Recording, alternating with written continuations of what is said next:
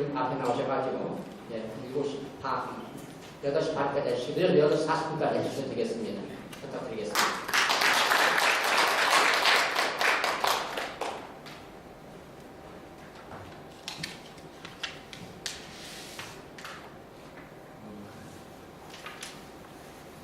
한반도 승진의 재단이 우리 국가 선진화 그리고 미래 발전을 위해서 굉장히 큰 일을 어려운 한국사에서 하고 계신 것을 잘 알고 있습니다. 이렇게 제대로 도와드리도록 했는데 오늘 발제의 기회를 가지게 돼서 굉장히 감사했습니다. 이사장님 평소에 존경하는 이사장님하고 사무총장 여러 해본 사실은 내가 사회적인 기억도 아니라고 하지만 여러분들도 다 사실은 전문가들이시고 잘 아는 주시기 때문에 저 나름대로 그동안 이 분야 연구한 하면서 느낀 점도 발각하게 했습니다.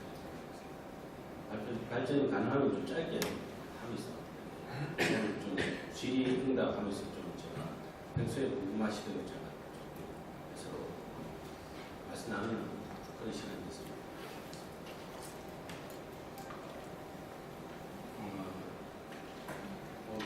뭐 이런 순서대로 할 거고요. 우리 지금 현재 우리나라가 사회보장이 필요한, 사회복지가 필요한 것은 분명해 보입니다.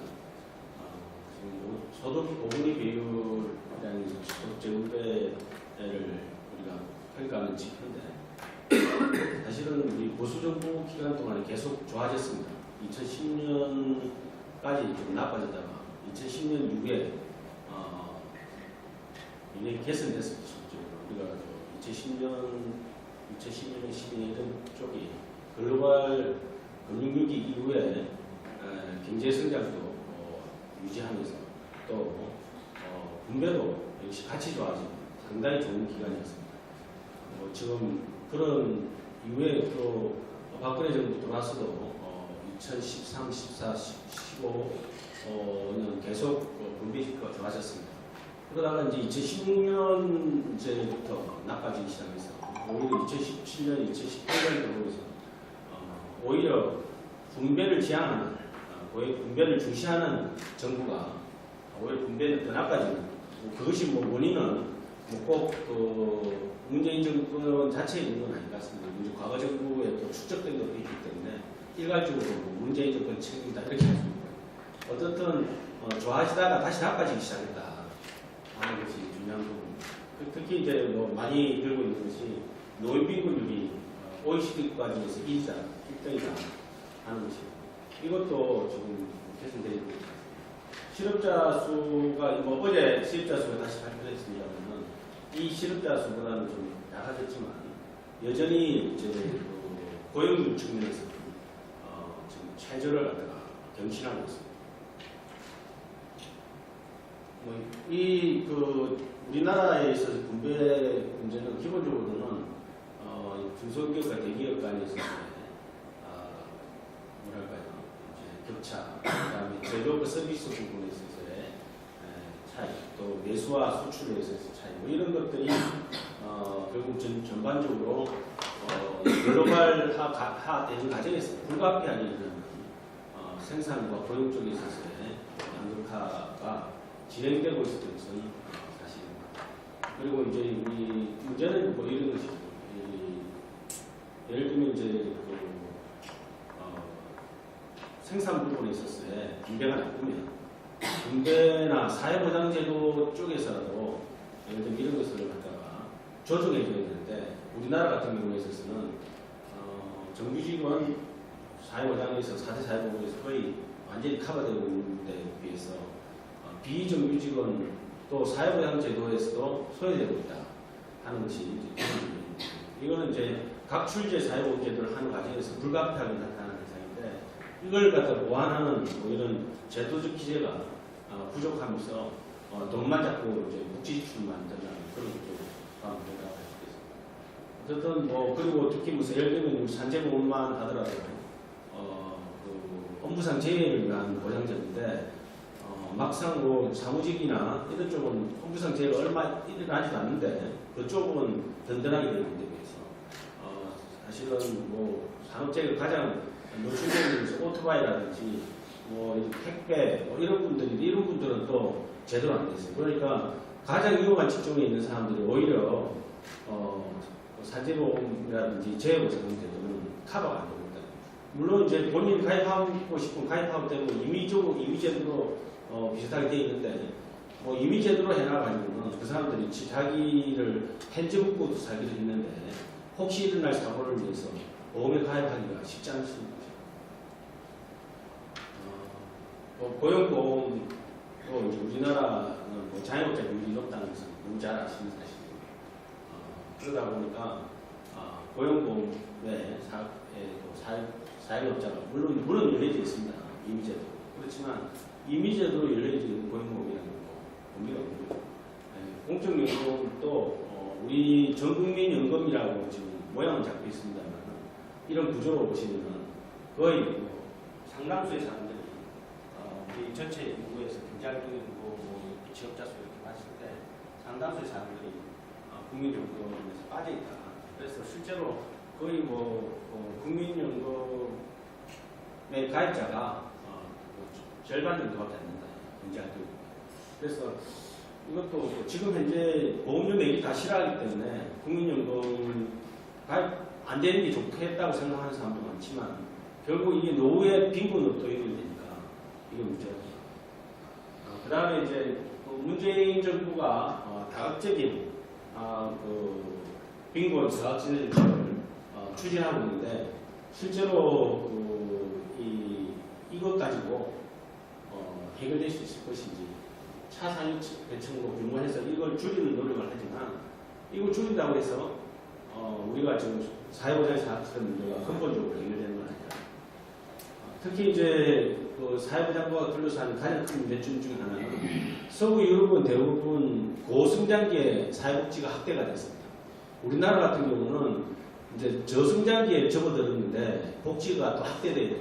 그러니까 성장기에 복지 확대하는 거하고 저성장기 복지 확대하는 거는 기본적으로 환경이 다릅니다. 그래서 그런 측면에서 어려운 측면이 있고 그리고 장기적으로 뭐 지금 경기가 어렵다 그래서 뭐 여러 가지로 하지만 실제로 장기적으로 봤을 때 KDI라든지 뭐 여러 기관의 전망에 의하면 향후에 더 성장이 떨어지면 떨어질지 높아질 유인들은 별로 없다는 거예요. 인구 측면이라든지 여러 가지 측면에서. 그래서 이거는 이제 일본과 한국의 경제 성장 유출인데 그 20년 격차를 가지고 거의 비슷하게 계속해서 떨어지고 있다. 그래서 우리 이런 저성장으로 경향 자체가 사실은 뭐 우리 정부의 경제 정책 실패 이 자체도 부분적으로 영향을 미치겠지만 기본적으로 저성장 경향은 오래전부터 진행되어 왔다. 뭐 우리가 70년대, 80년대, 90년대 계속 성장률이 떨어진 거지. 우리는 뭐 과거에는 굉장히 계속 높았다가 갑자기 떨어진 게 아니고 계속 성장률 자체가 서서히 떨어지고. 그리고 일본의 성장률 변화로 봤을 때 이제 우리도 저런 기록할 수 있는데 문제는 이제 일본 같은 경우 최근에 이제 이런 이 저성장 럽에서 나름대로 이렇게 아베노믹스라든지 여러 가지 요인도 있겠지만 기본적으로 이제 다시 자리를 잡아가고 있는 상태다. 사실 이제 20년의 그 저성장 국면이 일본에 있었던 그것이 우리는 이제 일본이 한물 간 것으로 생각하지만 제가 생각하기는 일본이 나름대로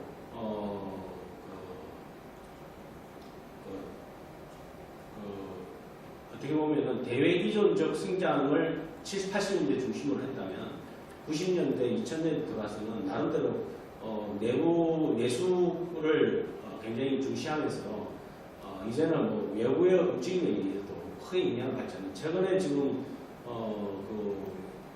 미중 무역 마찰이 각국에 영향을 미치는 정도를 봤더니 우리나라가 굉장히 높게 나타나는 데 있어서 일본은 거의 뭐 영향이 뭐 중국이 바뀌든 미국이 바뀌든 영향이 거의 없는 것입니다. 이것은 일본이 굉장히 강해졌다. 우리 저성장 국면에서 일본이 그냥 바보된 나라라고 생각하지만 실제로는 20년 동안에 다지고 다져가지고 굉장히 튼튼한 나라로 됐다. 그래서 지금 뭐 고용 측면에 있는 부분이 다 다시 그 나름대로의 안정성을 갖다가 구축하고 있다. 뭐 이런 측면에서 저는 일본은 우리가 또 따라가서도 안 될 나라지만 일본 정도도 하기가 힘들다는 측면에서 일본에 대해서 굉장히 우리가 연구를 많이 해야 돼요. 복지도 마찬가지고 인구도 마찬가지고 인구도 지금 우리가 일본 따라가고 있는 거죠. 일본이 지금 노인인구가 제일 높고 그렇지. 우리도 이제 일본을 따라잡아가지고 2050년대면 우리나라가 제일 높은 인구가 된다. 인구 지금 부양비 나빠지는 것은 다 아시는 이야기지만 지금 뭐 우리나라가 고령화 때문에 나라가 힘들다고 하지만 지금 2019년이 지금 현재가 이 연전인데 역사상 부양비, 인구 부양비는 제일 낮은 수준이에요. 그러니까 지금 뭐 인구 때문에 힘들다면 앞으로는 다 망하는 거예요. 그래서 지금 고령화 때문에 나라가 힘들 척하는 것이 웃기는 이야기예요. 실제 인구 구조적 측면을 봤을 때는 지금이 유소년하고 노년 부양비까지 하고 제일 인구 부양 부담이 제일 적을 때 이때 해보고 있는데 뭐 이때 어떻게 되겠어요? 그럼 미래를 갖다가 우리는 굉장히 뭐 긍정적으로 보고 어떤 특정한 단기적인 여러 가지 요소 때문에 그런 것처럼 하지만 실제로는 여러 가지 측면에서 생각할 부분은 특히 베이비붐 세대가 이제 본격 은퇴를 시작했는데 실제로 이제 베이비붐 세대가 은퇴되면서 전반적으로 우리나라 경제 활력이라는 것이 떨어지고 경제 규모 자체가 또 떨어지는 뭐 이런 상황이 보여질 수 있다.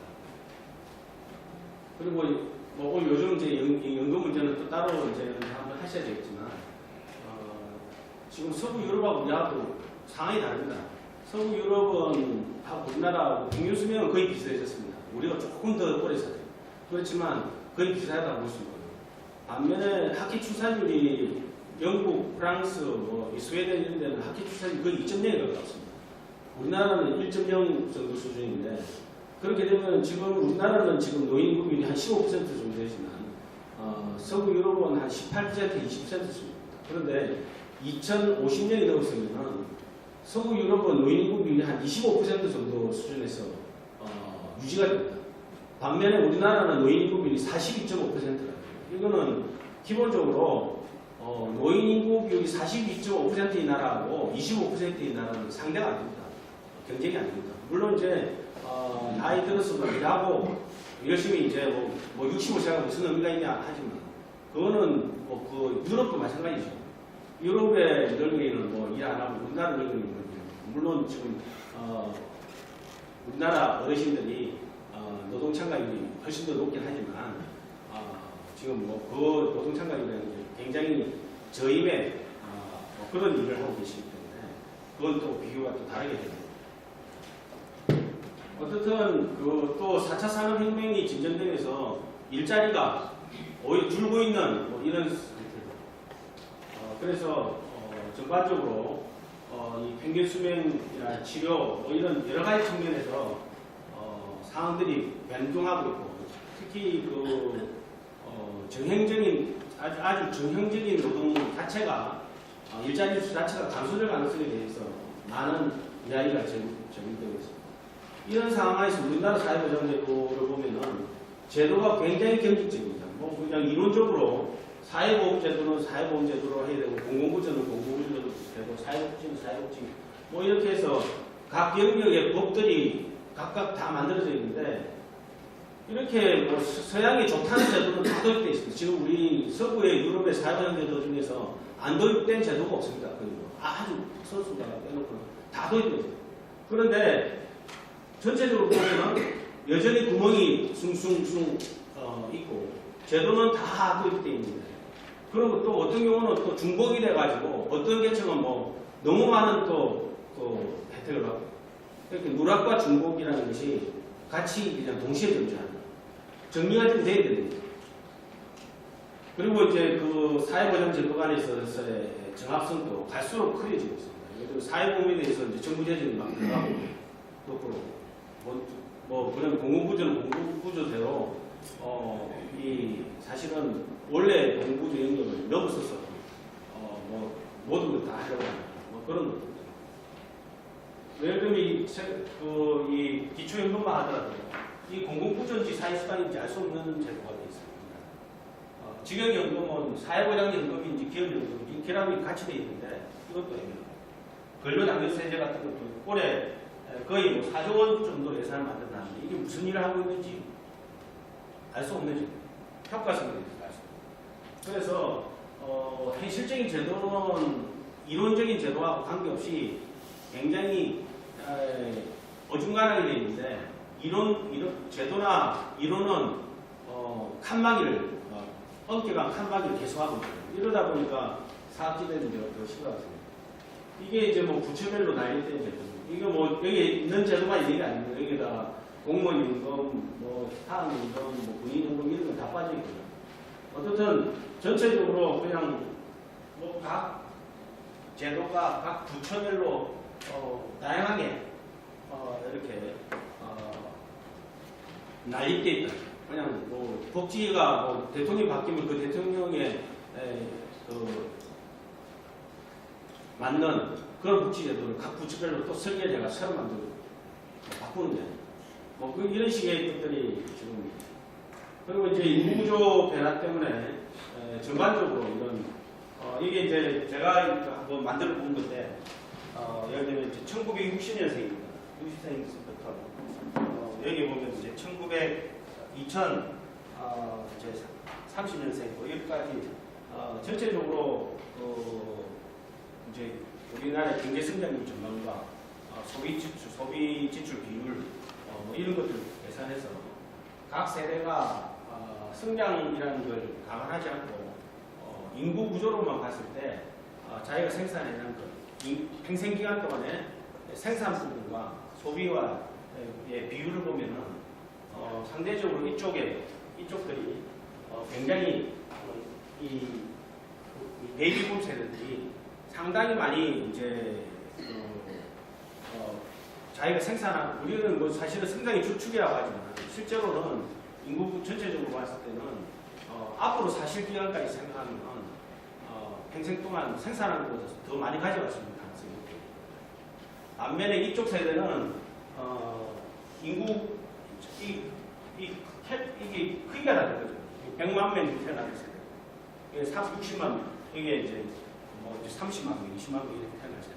이런 이 세대에서는 결국 생산하는 것보다 소비하는 것보다 생산을 자기가 더 많이 기여하고 죽어야 돼요. 그러니까 이 미래 세대의 불평등이라는 것이 여기 지금 이게 뭐 사회보장제도를 이야기 안 하더라도 그냥 인구구조적 측면에서의 그 생산과 소비, 성장률과 저축률 이런 것들과 그냥 감안해서 계산만 해봐도 실제로 이 세대들이 상당히 세대적으로 불리하다. 그래서 우리 베이비붐 세대가 대한민국을 만들었지만 또 베이비붐 세대가 거의 국민연금 기금도 마찬가지입니다. 베이비붐 세대가 국민연금 기금을 600조까지 늘렸지만 베이비붐 세대가 다 돌아가시면서 국민연금 기금이 없어집니다. 그러니까 이게 그러면서 이제 결국은 이제 그 미래 세대가 연금 받을 때 되면 그 적립금이 제로가 되는 상태. 그러니까 이 베이비붐 세대가 대한민국에 차지하는 게 굉장히 중요한데 그 지금까지 대한민국을 이렇게 키워온 거죠. 그런데 이제 베이비붐 세대가 이제 은퇴하면서 오래 사시면서 이 부분에서 이게 지금 우리가 지금 베이비붐 세대가 할 역할을 다 하고 가느냐 안 하고 가느냐 이제 기간이 남았어요. 이제.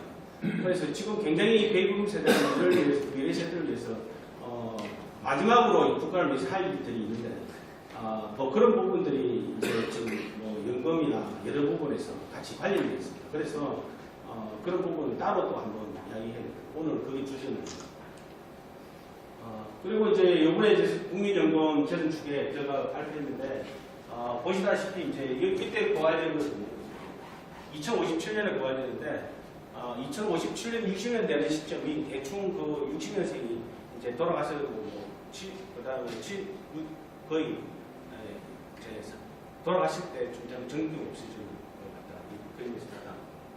그래서 그리고 이제 국민연금 기금 따로 이제 또 하시겠지만 정기기금이 고갈되는 순간에 보험료가 3배가 돼요.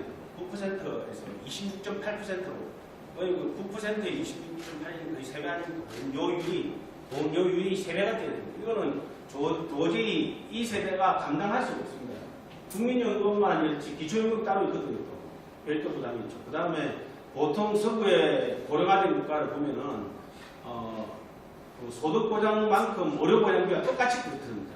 예를 들면 26.8% 들면 그 건강보험료도 이 정도로 오른다고 생각하시면 돼요.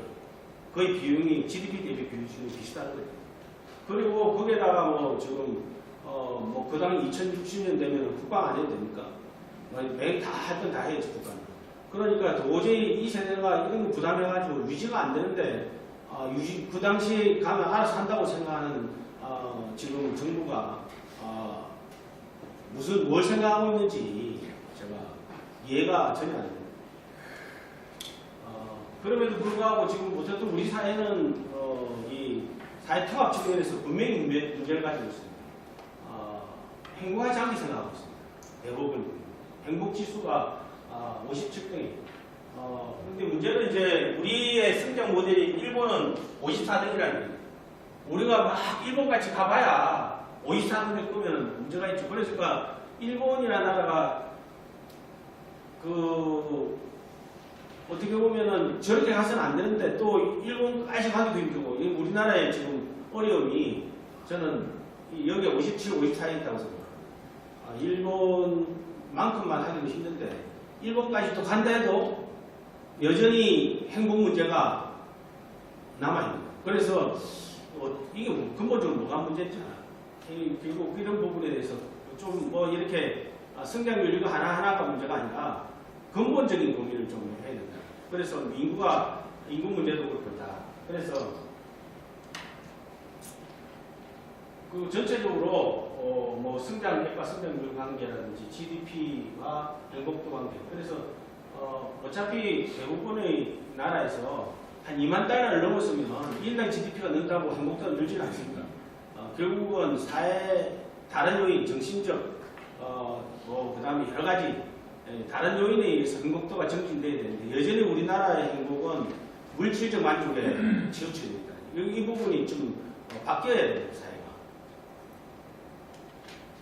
국가 구조들인데 이 복지국가라서 좋다는 게 아니라 뭔가 이런 나라들이 균형이 되어 있지 않습니까?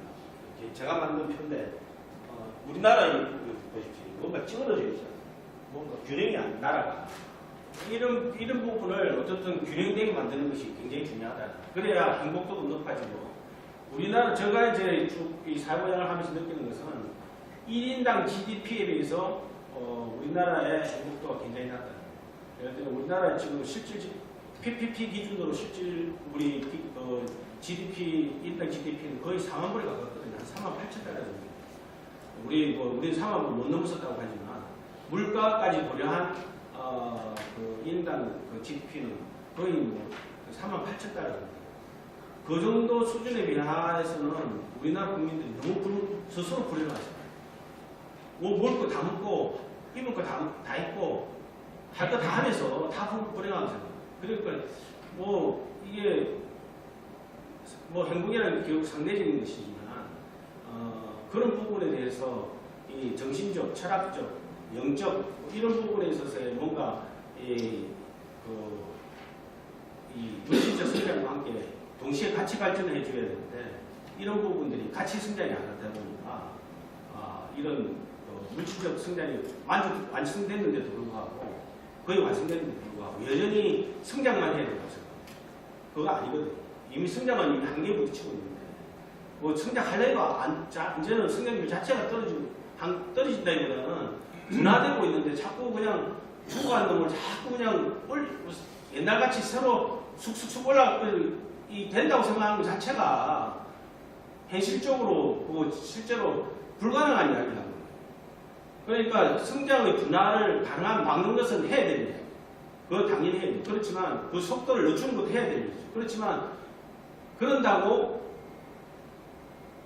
70, 80년대 영화가 새로 생기는 건 아니라는 거예요. 그거는 그 시대는 끝난 거고요. 그래서 새로운 시대, 새로운 성장 물질적 환경의 변화에 우리 사회 전체의 기제가 바뀌어야 되는데 여전히 우리는 70년대, 80년대에 이 가치 판단 기준을 그대로 가지고 있다. 이게 바뀌지 않으면 안 돼요. 기본적으로. 제가 뭐 다른 이야기 하지만 그 기본적으로 안 바뀌면 안 돼요. 그래서 제가 이 데니스 베이브가 이야기한 물질적 성장도 해야 됩니다. 해야 되지만 정신적 풍요와 생활의 질적 향상 이것이 함께 이루어져야 행복도 높아지고 마음의 평화도 이루어진다. 그래서 그런 이 서구에도 한 70년대 초에 나온 책이거든요. 그러니까 서구에도 60년대, 50년대, 60년대 고도 성장 이후에 성장이 둔화되기 시작하니까 이런 이 철학적 가치들을 갖다가 계속 제기하면서 국민들을 이제 물질적 만족에 머물지 않고 정신적 다른 만족을 할 수 있도록 계속 이렇게 국가가 이렇게 이 뒤에 학자들이 이렇게 철학적 기초를 갖다 제공하고 있거든요. 그리고 우리나라는 그 할 때가 됐는데 그런 이야기 하는 사람들은 뭐 이렇게 아주 저쪽 구석에 가만히 있어야 돼요. 잘못하면 이 사람이 성장하지 말자는 건가 나라를 망하게 하자는 건가 이렇게 하면서 바뀌어야 되는데 그래서 뭐 제가 항상 하는 이야기지만 개천에서 용 나온 정책 이거 굉장히 말 멋있지 않습니까? 그런데 개천의 밑꼬라지가 전부 다 용이 돼가지고 하늘에 승천하면 개천은 누가 지킵니까? 결국은 기본적으로 저도 용이지만 밑꼬라지는 우리 모든 국민이 다 사실 밑꼬라지거든요. 그러면은 밑꼬라지도 행복한 세상을 만들어야지 용을 만들어서 행복하게 만들 생각을 하면 안 된다. 그렇게 하면은 국가가 계속 안 그래도 온 국민이 경쟁해가지고 1등 안 하면 자살하는 날인데 지금 오늘 수능일이지만 국가가 나서가지고 더 1등 하라고 더 뒤에서 계속 채찍질하면 어떻게 되겠어요? 안 되는 거죠. 그래서 좀 바뀌어야 된다는 얘기예요. 고용적 성장은 뭐 요즘 이제 고용국가라고 우리 문재인 대통령도 말씀하시지만 이거는 뭐 그 문재인 대통령 이야기가 아닙니다. 그런데 문재인 대통령이 이야기하는 고용국가하고 OECD라든지 이런 쪽에는 고용성장하고 기본적으로 다른 부분이 하나 있어요.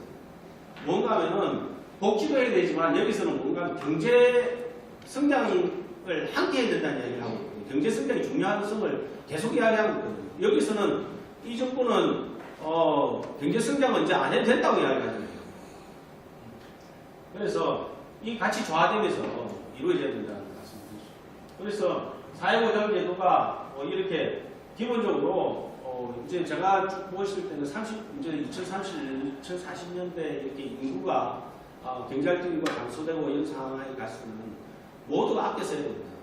모두 아껴 쓰고 좀 근면 전략하고 과거에 막 그냥 풍요로운 물질의 삶을 그냥 유지한다고 생각해야지 이 풍요가 예를 들면 과거에 한 개 소비하는 거 2개, 3개 소비하는 것을 그런 시대로 갈 수가 없는 상황이잖아요. 그래서 저는 기본적으로 사회보장제도도 저비용, 고효율 이런 쪽으로 가서 서구 유럽과 같은 복지제도 할래는 할 수도 없습니다. 할 수 없습니다. 똑같은 돈을 쓰더라도 제가 이제 분석을 해보니까 2060년 가면 우리나라의 사회보장 비율이 GDP 대비 30%가 됩니다. 그냥 현재 제도를 그냥 두더라도. 그런데 이 30% 수준은 스웨덴하고 비슷한 수준입니다. 그런데 스웨덴하고 비슷한 수준인데 30%가 되면 스웨덴하고 비슷하게 되느냐? 절대 아니죠.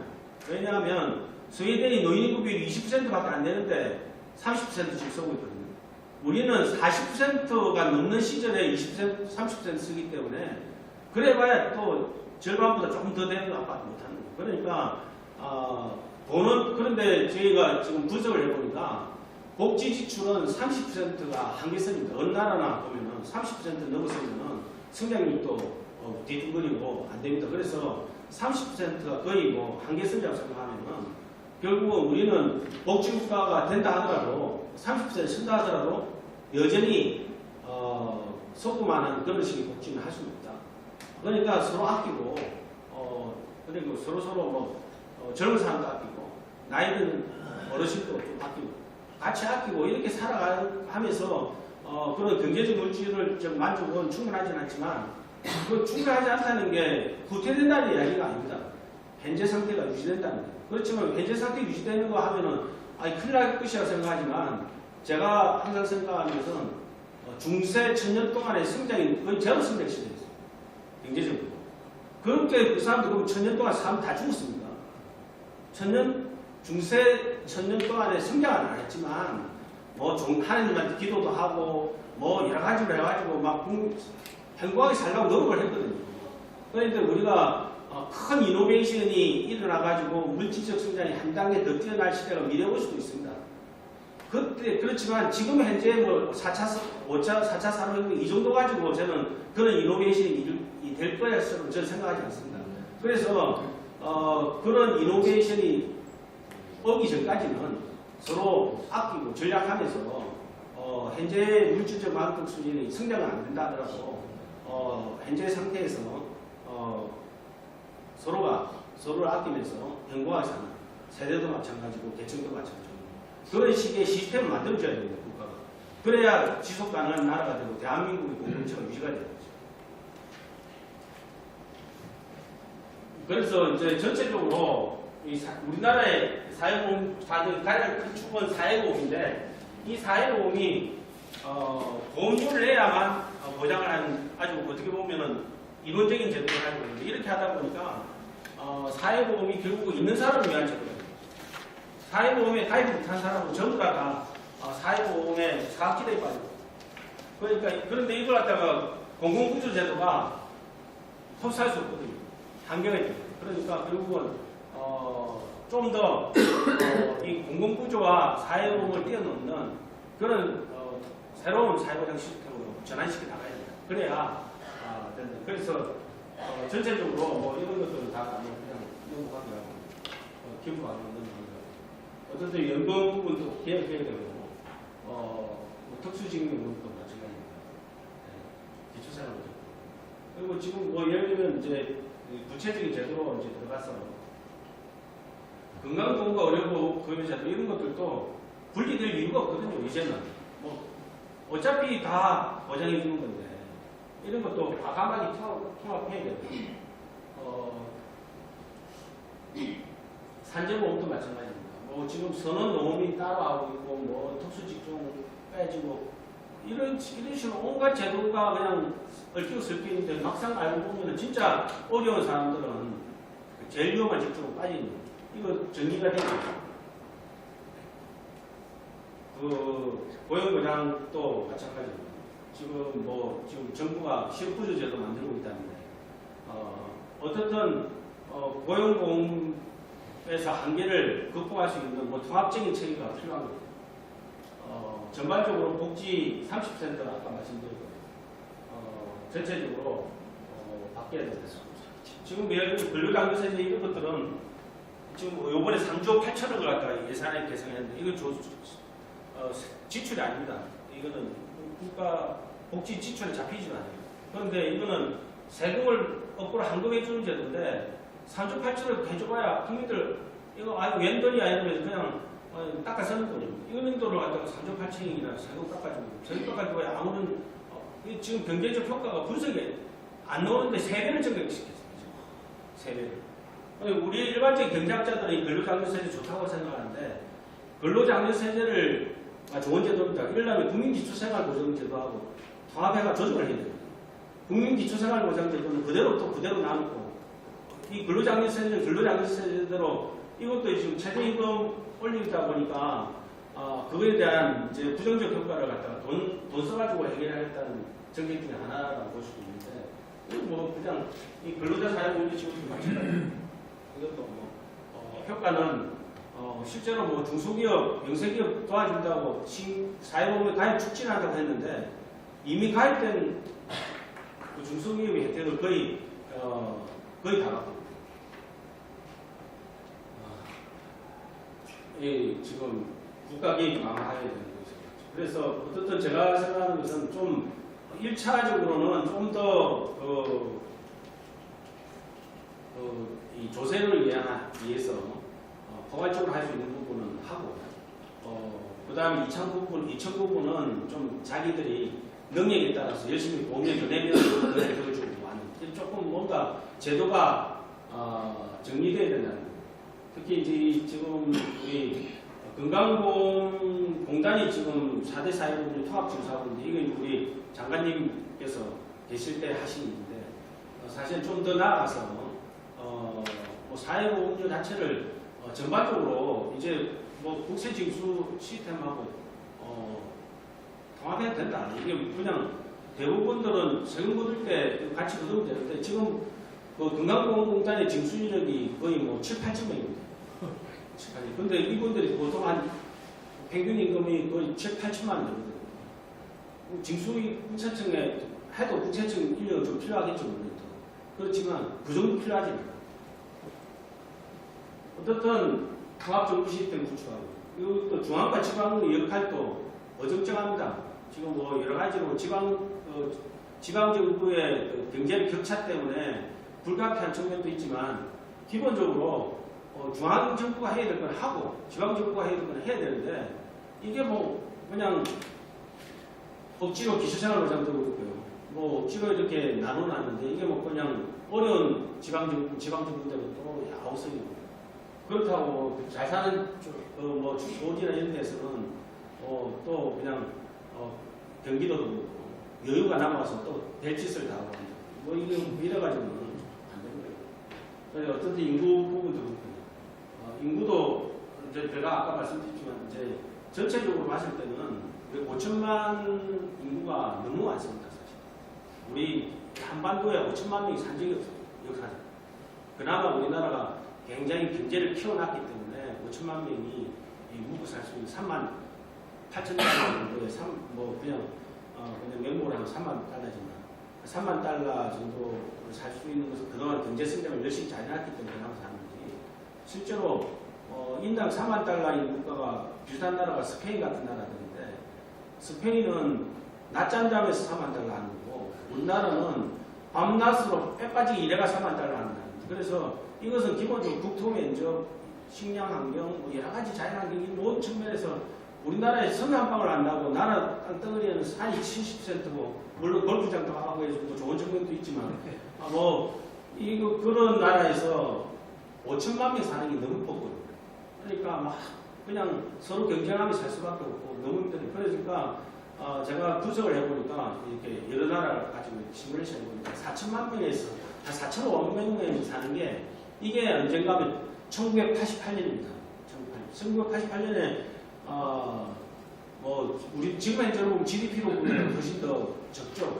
지금 비교할 수 없지만 그 당시에 국민들이 느끼는 행복감 이런 것들은 그때가 내가 보기에는 굉장히 그러니까 지금 너무 사람들이 많다 보니까 살기 위해서 빼빠지게 일해야 되고 경쟁해야 되고 그러니까 인구가 좀 줄어드는 것에 대해서 너무 막 불안해. 우리 지금 보수 쪽에 있는 사람들은 인구 줄어들면 나라 망한 것처럼 생각하는데 제가 분석하기에는 한 4천에서 4,500만 명 정도가 현재 우리나라의 자연환경이라든지 대외 정도 수준의 이런 측면에서 적절할 수 그렇다고 억지로 4천만 명 만들 필요는 없지만 지금 자연적으로 줄고 있거든요. 그렇게. 자연적으로 줄고 있는 것인데 이제 저는 스톱이 되길 바랍니다. 한 4천 정도에서. 그 이하로 스톱되지 않게 하는 것이 중요하고 근데 그 이하로 안 떨어지게 하는 것은 국민이 이 나라에 사는 것 자체가 행복하면 저절로 없거든요.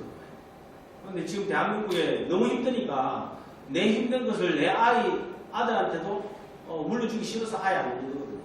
자기 본인도 힘들지만.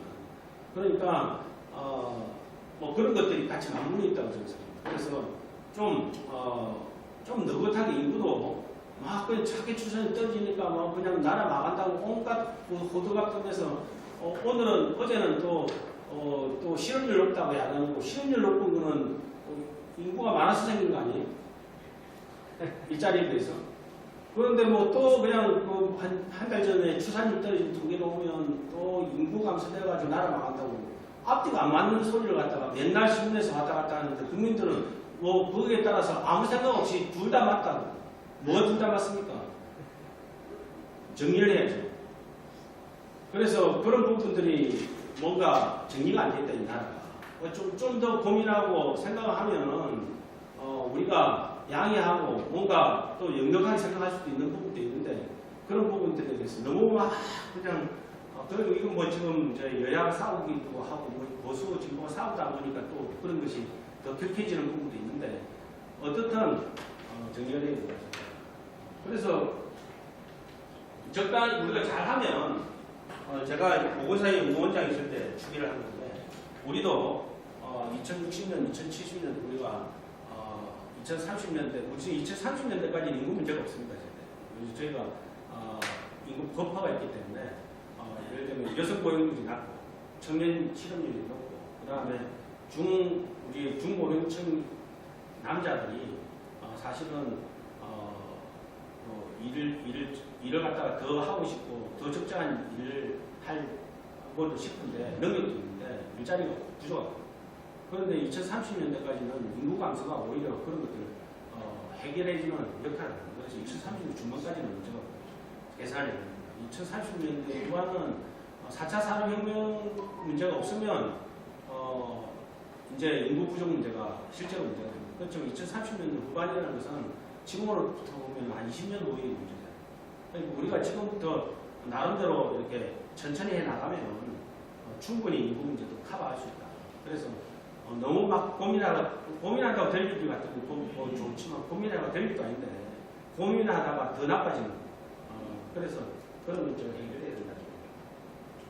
어쨌든 뭐 그런 말씀들을 했습니다. 그래서 전반적으로 사회보장제도 저는 이제 이런 통합 그다음에 효율적으로 또 연계 뭐 이런 것들을 해서 전반적으로 조정이 필요하다는 말씀드리겠습니다. 감사합니다. 김영호 교수님 자리에 앉아주시고요.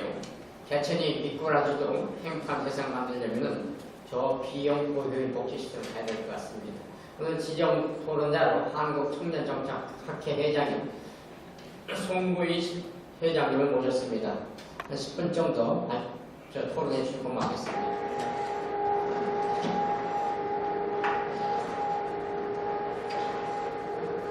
안녕하십니까. 저는 한국청년정책학회에서 학회장을 맡고 있고요. 내일을 위한 오늘이라는 모임에서 정책위원장을 맡고 있는 송구희라고 합니다. 먼저 이렇게 멋진 자리에 저를 초대해 주셔서 너무 영광이고요. 또 김용화 교수님의 발제에 지정 토론자를 맡게 돼서 너무나 긴장이 되고 책임감도 많이 느낍니다. 저는 오늘 짧게 이제 김 교수님이 발제해 주신 내용을 중심으로 이 청년이 바라보는 복지정책의 문제와 한계 그리고 그럼 어떻게 나아가야 할 것인가에 대한 비전 방향성을 제안드리고자 합니다. 크게는 청년 관점에서 보더라도 세 가지의 복지정책의 문제점으로 좀 꼽을 수 있을 것 같습니다. 첫 번째는 무조건적인 복지 확대인데요. 이것은 결국에는 국민 개개인의 개성과 특성을 중시한 맞춤형 복지가 아니라 국민 모두를 수혜 대상으로 보는 관점인 것 같습니다. 그렇기 때문에 결국에는 현재 대표되고 있는 현금성 지원 정책이 굉장히 문제가 되고 있다고 보고 있고요. 두 번째 문제는 교수님께서도 말씀해 주셨지만 구멍이 숭숭 뚫린 설계 복지 정책의 부족의 문제입니다. 결국에는 여전히 복지 예산은 막대하게 들어가고 있지만 사각지대는 여전히 존재하고 유랑과 중복 문제로 인해서 받고 있는 사람들은 굉장히 많이 받고 또 그로 인해서 받지 못하는 분들은 또 받지 못하게 되는 그런 문제점이 있는 것 같습니다. 이 두 가지의 문제점이 대표적으로 나오는 것이 저는 지자체의 청년 복지의 수당 중심의 경쟁이라고 보는데요. 현재 그 중앙정부에서 구직활동 지원금을 이제 진행을 할 예정인데 이 유사 사업으로 대표되는 서울시의 수당이라든지 얼마 전에 그 경기도의 청년 배당의 문제도 중복수혜의 문제가 있습니다. 그런데 지자체의 경우에는 주민들을 위한다, 그리고 청년들이 어려운 혜택을 줘야 된다라는 비명 아래 굉장히 그런 중복수혜 부분에 대한 면밀한 설계를 하지 않고 무조건적으로 복지를 확대하는 모습을 볼 수 있습니다. 특히 경기도 이번에 생애 최초 국민연금 지원 제도를 이제 실시한다고 얘기를 했는데요. 저는 이 부분도 굉장히 문제라고 생각합니다. 뭐 복지를 얼마나 준다, 예산이 얼마나 든다 이걸 다 떠나서 형평성의 문제가 저는 있다고 생각을 하는데요.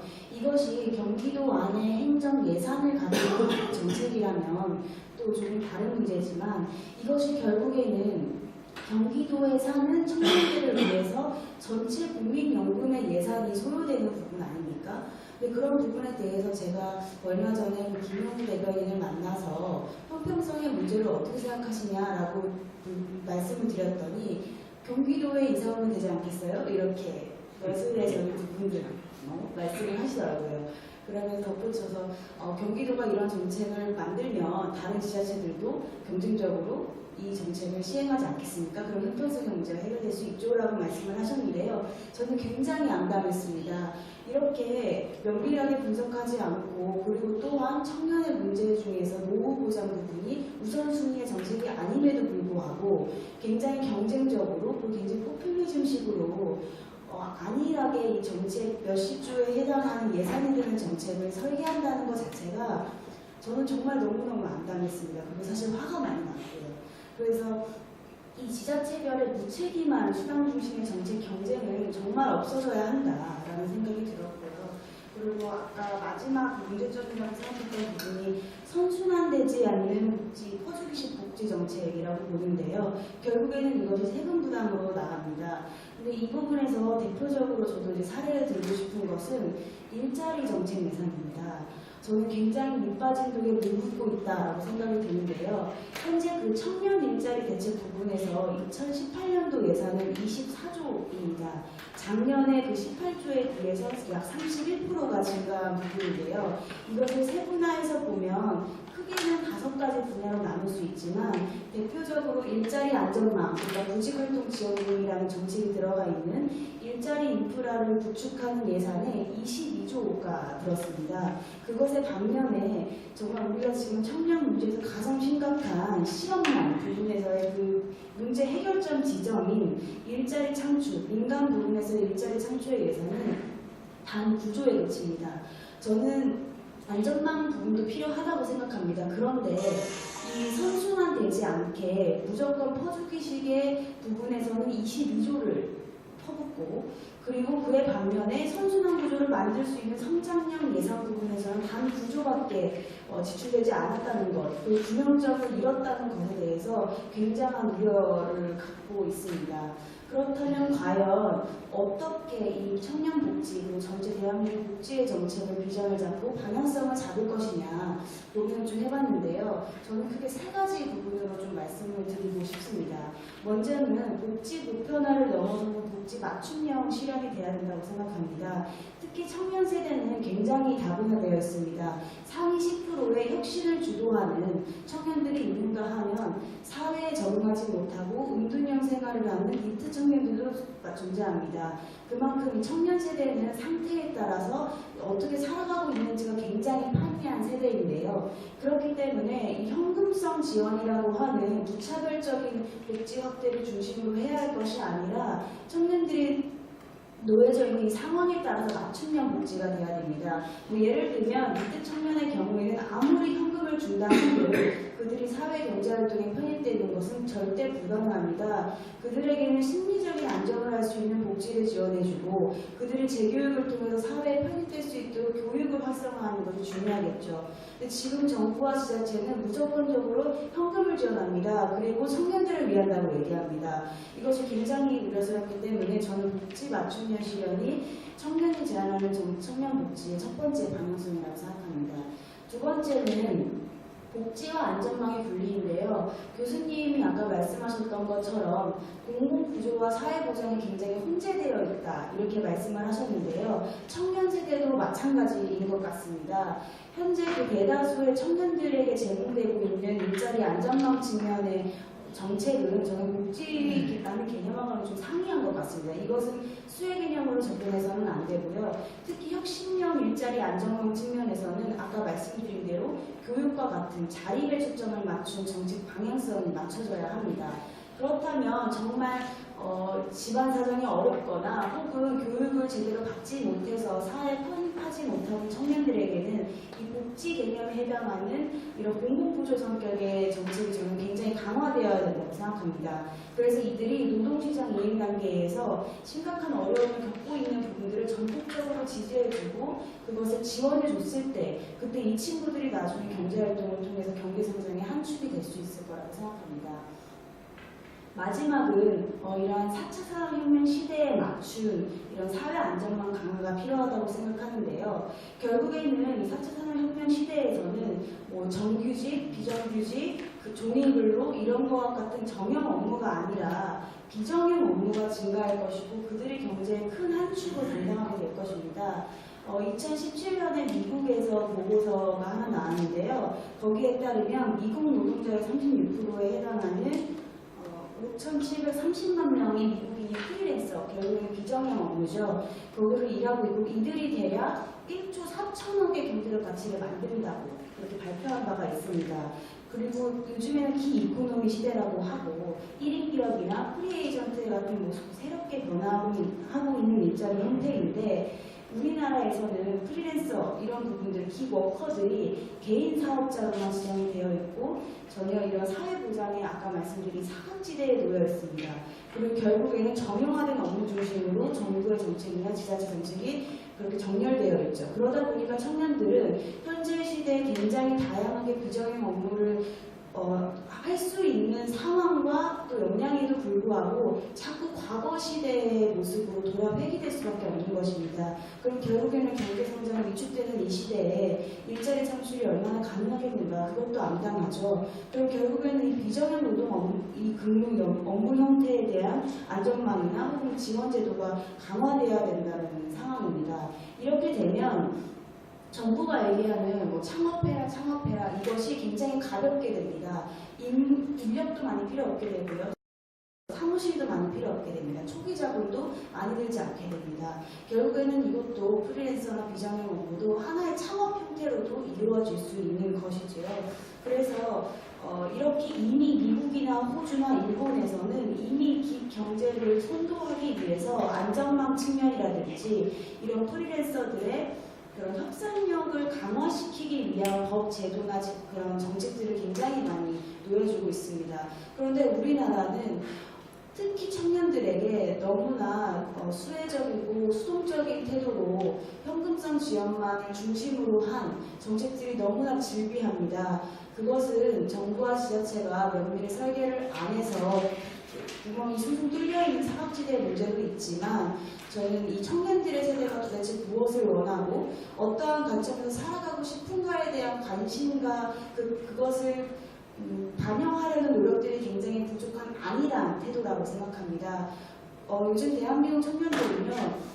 받기만 하는 것도 그렇게 원하지 않습니다. 본인 스스로 주체적이고 뭔가 내가 하고 싶은 일을 정말 꿈을 도전하고 열정을 갖고 도전을 하고 싶은데 현재 사회에서는 막혀있는 것들이 너무나 많은 것이지요. 그래서 이러한 오늘 그 주제인 건강한 복지를 위한 복지 정책의 혁신과 대안 이 부분들이 굉장히 혁신적이고 대안이 잘 마련돼서 청년들이 좀 마음 놓고 도전해서 이 한국 경제를 살리는 데 한 역할을 하고 또 그로 인해서 청년들이 행복하고 대한민국이 행복한 나라가 될 수 있도록 그렇게 될 수 있도록 바라는 마음에 발표를 마치도록 하겠습니다.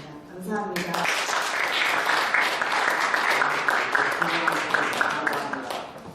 청년이 보는 복지